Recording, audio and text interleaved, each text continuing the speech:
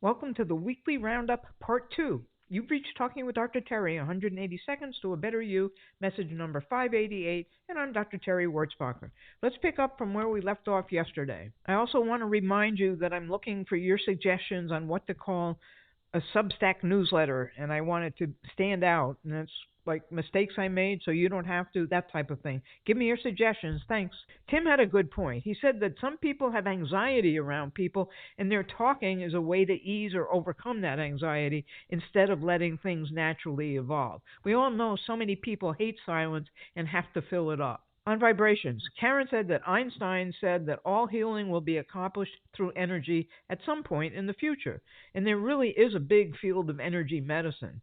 Also, traditional medicine makes use of vibration. Think MRIs.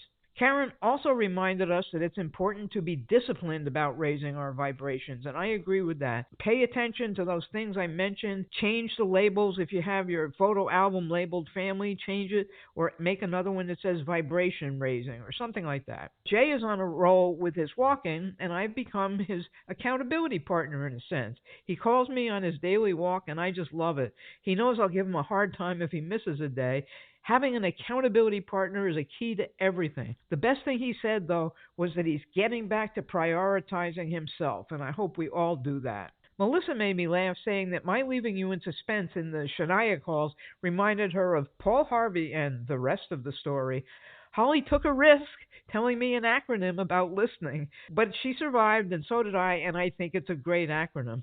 It's THINK. A T is for thinking or being thoughtful. H is for honest. I is for intelligent. N is for necessary. K is, am I responding in a kind way? It can also be thing, with the G being gratitude, but I like think. So thank you, Holly. Karen said she was going to start her role model list with just a couple of people, but she wasn't sure if she was going to take it the whole way that I recommended. That's fine. I just wanted you to first think about who was on your list, and second, to think deeper than just in a superficial way. You all should identify why you want to be like these people. She also talked about how the people in her life have had more influence on her and are more of a role model than the people in the spotlight. And that's also fine. It will give you more information because you probably know more about them. Susan had a great comment. She found herself thinking about people she thought were role models in the past, and even though she wanted to have their qualities then, she doesn't anymore. This is great. It's a phenomenal example of growth.